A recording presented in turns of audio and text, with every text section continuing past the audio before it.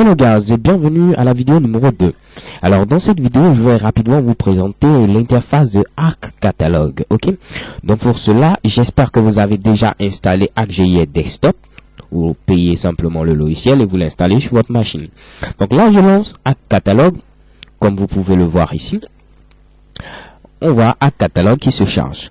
Avant de commencer à expliciter, je vais rapidement ici vous attirer plutôt votre attention au niveau de Arc Info.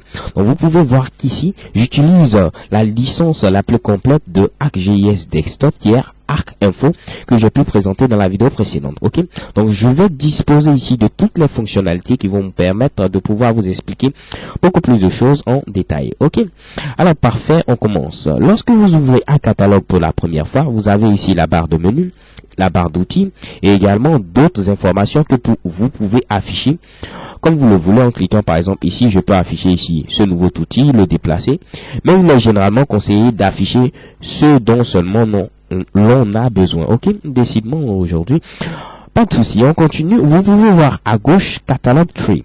Catalog Tree qui est tout simplement l'arbre de Arc Catalog. Donc ici vous pouvez voir lister toutes vos données géographiques.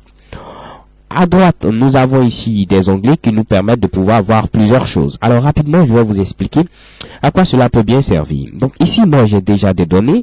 Donc je clique par exemple au niveau ici de images géoréférencées. Vous pouvez voir ici le contenu de ce dossier dans l'onglet Content. Si je clique sur Shapefile, vous pouvez voir également ici le contenu de ce dossier dans l'onglet Content. Je peux ici modifier la manière dont les données ici s'affichent en cliquant par exemple ici pour avoir ici des icônes plus larges, en cliquant également ici qui est l'affichage par défaut pour avoir les différents éléments en liste. On peut cliquer également ici pour avoir des détails sur les différents éléments, pour donner également le type de chacun de ces fichiers, chacune de ces données géographiques. Donc ici nous avons par exemple réseau télécom qui est un fichier de type shapefile, ainsi de suite.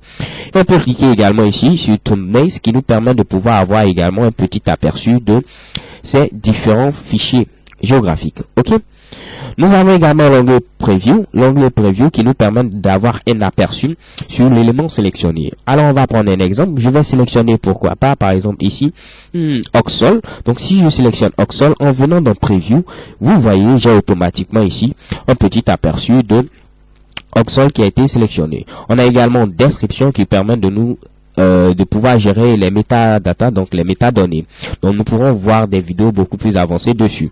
Pour ceux qui ont utilisé des versions précédentes de ArcGIS, au lieu de description ici, c'était marqué tout simplement métadata. Ok, donc j'espère que vous avez compris cette première explication sur l'interface d'Arc Catalog, et croyez-moi, ce n'est pas du tout difficile.